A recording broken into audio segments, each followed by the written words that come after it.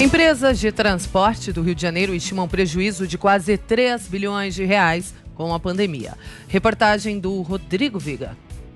As concessionárias de transportes urbanos aqui do Rio de Janeiro aguardam uma decisão da Câmara dos Deputados essa semana que pode amenizar, aliviar o impacto negativo provocado pela pandemia de Covid-19 por aqui. O fluxo de passageiros diminuiu drasticamente durante a pandemia, que exigiu confinamento, distanciamento social e quarentena. A Câmara dos Deputados deve votar esta semana um projeto de lei que visa ajudar as concessionárias regionais. Uma bolada de aproximadamente 4 bilhões de reais. Os cálculos feitos pela bancada do Rio de Janeiro dão conta de que as concessionárias aqui do Rio de Janeiro, trens, metrô, barcas, VLT e ônibus poderiam ficar com uma parte desses 4 bilhões, algo em torno de 130 a 150 bilhões de reais. Não é a solução do problema, mas é uma ajuda em meio a tremendas dificuldades enfrentadas pelas concessionárias.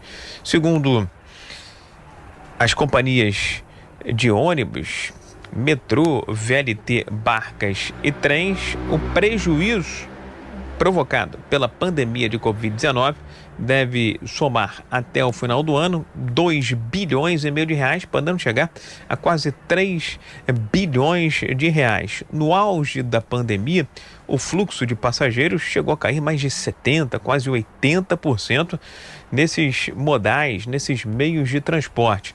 Agora, a queda continua bastante abrupta. Nos trens, o fluxo de passageiros em torno de 50%. No metrô, hoje, em torno de 60%, 65% de queda em relação ao que era antes da pandemia. E por aí vai.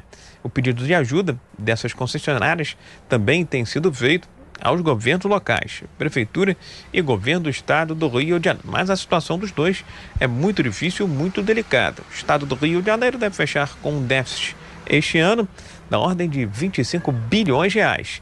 E a prefeitura do Rio de Janeiro está fazendo antecipação de royalties futuros, está aprovando leis para aumentar a arrecadação e diminuir um pouco o rombo no caixa provocado pela pandemia de Covid-19. Do Rio de Janeiro, Rodrigo Viga.